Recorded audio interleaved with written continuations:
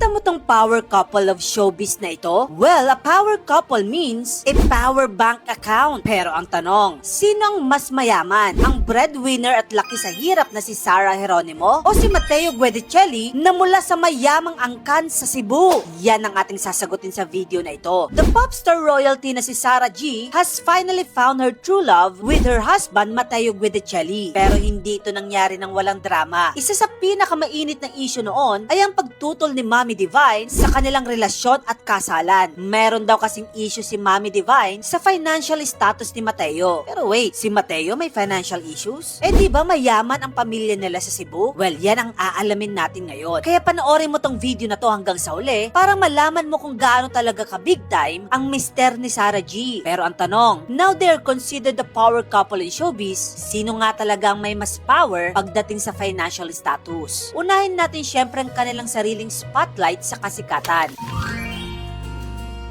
Sa Facebook, si Sarah G ay may 15 million followers na, habang si Matteo Guidicelli naman ay may 4.7 million followers. Ang layo ng agwat, no? When it comes to Instagram naman, si Sarah G ay meron ng 2.6 million followers, habang si Matteo Guidicelli ay may 3.2 million followers. Kaya naman sa pasikatan, ang wifey na si Sarah G ang panalo. Pero pagdating sa kitaan sa kanilang social media, sino ang mas lamang? Ayon sa socialblade.com, si Sarah G ay may monthly earnings na $13,100 or approximately 740,000 pesos across her social media platforms. Samantalang si Matteo, meron siyang $483 or approximately 27,000 pesos naman monthly. So yes, mas malaki pa rin ang kita ni Sarah G.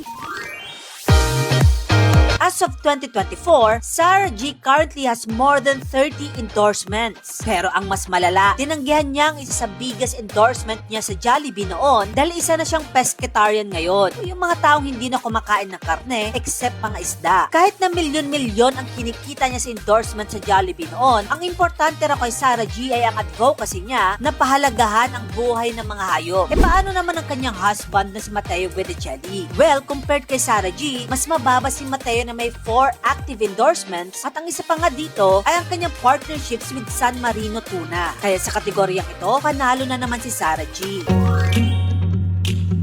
As of now, ang power couple na ito ay may upcoming film. Ito ang Korean comedy adaptation na Wonderful Nightmare, and it's expected to be released this year. So it's a tie na silang dalawa dito. And to break the tie, tingnan natin ang music career ni Sarah. Well, gumagawa pa rin naman siya ng kanta at yung latest music niya ngayon, entitled Treading Water, na kasama si Bamboo. Ito naman si Matteo Guidicelli, bukod sa upcoming film nila ni Mrs., abala rin naman siya as co-host sa unang hirit. Although pareha sila ng number of active projects ngayon, mas malaki naman yung kay Sarah G.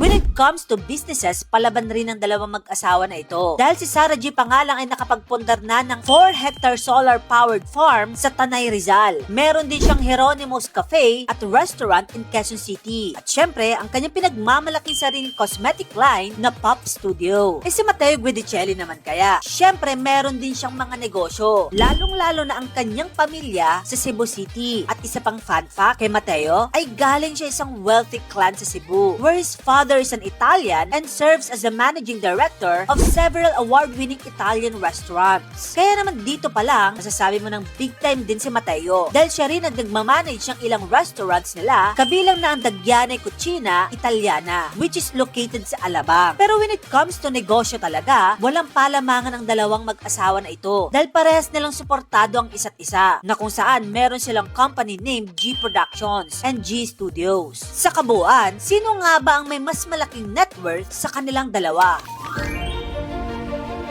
Si Sarah Geronimo, tahi-tahimik lang yan. Pero nako, bilyonarya na yan with a net worth of 1.4 billion pesos. Ang kanyang mister na si Matteo, well, Matteo Guidicelli's na worth 166 million pesos. Alam mo ba, wala lang kay Matteo ang lahat ng ito. Dahil ayon sa interview niya noon, when he was asked kung sino ang mas mayaman sa kanila, ang kanyang sagot, what matters daw is how much you love somebody. So there should be no competition. Anyway, kung gusto mo pa na maganda pang klaseng video tungkol sa idol mo, dito lang yun sa channel ko, kaya follow ka na. Yun lang, maraming salamat sa panonood.